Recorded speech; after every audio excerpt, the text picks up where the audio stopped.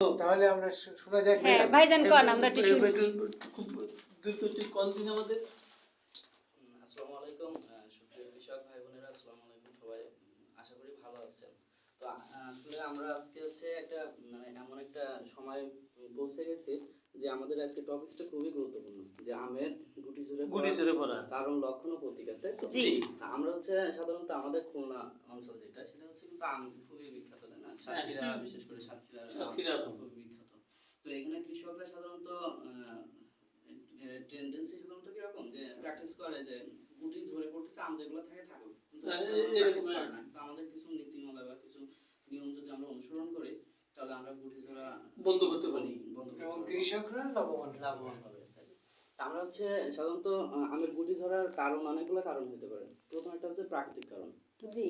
প্রাকৃতিক কারণ কিরকম, যে আমরা আমের যে বোলটা হয়, প্রতি মুকুলে সাধারণত 1000 থেকে 6000 পর্যন্ত স্ত্রীরা পুরুষ ফুল থাকে। জি।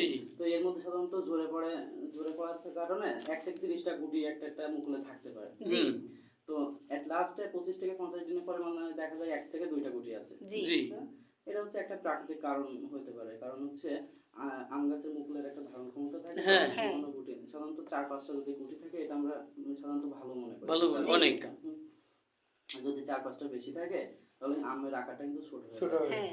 এজন্য চাষি ভাইরা দেখবেন সাধারণত আমরা কি করব, যে মুকুলে যদি গুটির সংখ্যা বাড়াইতে চাই, আমরা হচ্ছে সাধারণত একটা কাজ করতে পারি। আমের গুটি যখন আসে না, আমরা হচ্ছে 10 থেকে 20 দিন পর পর 2বার 10 লিটার পানিতে যদি আমরা 6 গ্রাম বোরিক অ্যাসিড স্প্রে করে দেই, তাহলে ফলটা কিন্তু খুব সুন্দর হয়। সুন্দর হবে। কারণ হচ্ছে বোরন স্যার, বোরন সাধারণত কি করে, বোরন হচ্ছে ফলের আকার আকৃতি বাড়ায়। আমরা কি করব, প্রথমে হচ্ছে 10 থেকে 20 দিন পর পর 2বার 10 লিটার পানিতে হচ্ছে 6 গ্রাম বোরিক অ্যাসিড দিয়ে স্প্রে করব একটা। আরেকটা হচ্ছে মাটিতে যদি রসের অভাব হয়ে যায়, তাহলে গুটি ঝরে যায়, তখন আমরা সেচ দেব।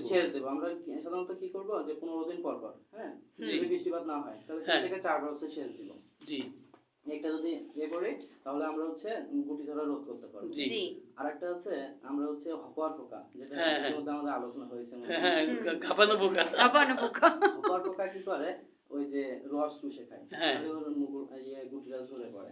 তাহলে এই হপার পোকা দমন করার জন্য সাধারণত আমরা কি বলি, যে একটা কীটনাশক, একটা ছত্রাকনাশক, হ্যাঁ, যদি আমরা হচ্ছে স্প্রে করি, কখন স্প্রে করতে হবে, এটা যখন মটর দানা মতো হবে, তখন আমরা হচ্ছে স্প্রে করব। কীটনাশক বলতে সাধারণত আমরা সাইপারমেথ্রিন বা হচ্ছে ইমিডাক্লোপিড গ্রুপের যে কোনো একটা কীটনাশক, ঠিক আছে? আমি যদি দোকানদারকে বলি যে সাইপারমেথ্রিন গ্রুপের রিপ কট এই টাইপের যদি কীটনাশক থাকে, হ্যাঁ, আর হচ্ছে একটা ছত্রাকনাশক ম্যানকোজেব গ্রুপের, ম্যানকোজেব গ্রুপের যে কোনো কীটনাশক যদি স্প্রে করি, দুইটা মিক্সড করে আমরা, আচ্ছা, ওইটা এবং এইটা দুটো মিক্স করে একসঙ্গে আমরা স্প্রে করব। হ্যাঁ, নাম করে মনে করে রাখো, তুমি তো সময় কত বললে না। ম্যানকোজেব ডাইথেনাম 45, ঠিক আছে? ইনফিল এই টাইপের যদি আমরা হচ্ছে ছত্রাকনাশক দেই, তাহলে আমরা মোটামুটি হবার পোকাটা দমন করতে পারবো। তাহলে আমরা যদি এই প্র্যাকটিসগুলো করি, তাহলে মোটামুটি আমাদের মটর দানা যেটা, ঠিক আছে, এটা ঝরে পড়বে না।